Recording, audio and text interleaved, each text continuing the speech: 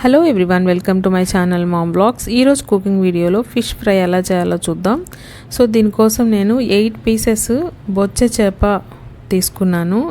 So దీనికోసం 2 spoons ginger garlic paste, 1 spoon పసుపు, 3 or 4 spoons కారం తీసుకున్నాను. మీకు ఎంత స్పైసీనెస్ కావాలంటే అంత యాడ్ చేసుకోండి. సో నేను 3 స్పూన్స్ యాడ్ చేశాను.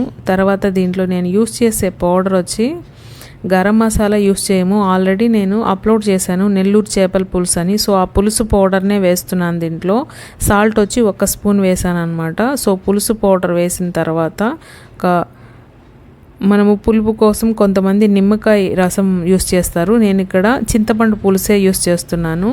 సో దీనివల్ల టేస్ట్ చాలా బాగుంటుంది. చింతపండు పులుసు కూడా మీరు ఒకసారి ట్రై చేసి చూడండి. సో ఇది వచ్చి 3.5 kg బొచ్చ చేప అనమాట. సో పీసెస్ కూడా చాలా పెద్దగా ఉంటాయి. ఫ్రైకి కానీ పులుసుకి కానీ బొచ్చ చేప చాలా టేస్ట్గా ఉంటుంది. సో పెద్దది తీసుకోండి, 3 or 3.5 kgs. సో నేను మొత్తం ఈ మసాలా పేస్ట్ అంతా ఈ ముక్కలకి బాగా పట్టించేసి ఒక 1 hour దీన్ని పక్కన పెట్టేశాను.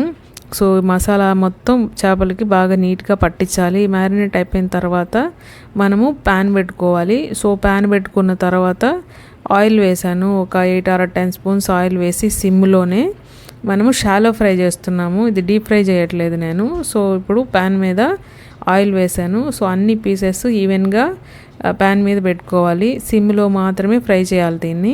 సో ఒక సైడ్ ఫ్రై అయిన తర్వాత మళ్ళీ మనం నెక్స్ట్ వైపు తిప్పుకోవాలి. ఒకవేళ ఆయిల్ లేకపోతే ఒక 2-3 స్పూన్స్ ఆయిల్ యాడ్ చేసుకోండి. సో ఇట్లా సిమ్లోనే కొంచెం టైం అయితే తీసుకుంటుంది, కానీ పీసెస్ చాలా టేస్ట్గా ఉంటాయి. ఒకసారి ఇట్లాగా పులుసు పౌడరు ప్లస్ చింతపండు పులుసుతో ఒకసారి ట్రై చేసి చూడండి. యాక్చువల్గా గండి, బొచ్చ ఇట్లాంటి చేపలకంతా పులుసుకి ఆ పులుసు పౌడర్ వేస్తాం. ఫ్రైకి కూడా ఈ పులుసు పౌడరే వేసుకోవచ్చు. అయితే సీ ఫిష్కి మాత్రం పులుసు అస్సలు బాగోదు. So sea fish compulsory masala curry లాగే చేసుకోవాలి, పులుసుకి బాగోదు. సో ఇక్కడ వచ్చేసి ఫ్రై ఇంకా ఇంకొక సైడు ఫ్రై అవ్వాలి. సో మీరు కూడా ఒకసారి ఇట్లాగా ట్రై చేయండి. సో షాలో ఫ్రైయే చేస్తున్నాను నేను. సో పెద్ద ఇంగ్రీడియంట్స్ ఏమి ఉండవు, కాకపోతే ప్రాసెస్కి టైం పడుతుంది అనమాట. సో ఇప్పుడు ఆల్మోస్ట్ రెడీ అయిపోయింది అనమాట. ఇది మీరు కూడా ఒకసారి ఇంట్లో ట్రై చేయండి. So thank you everyone, please subscribe to my channel.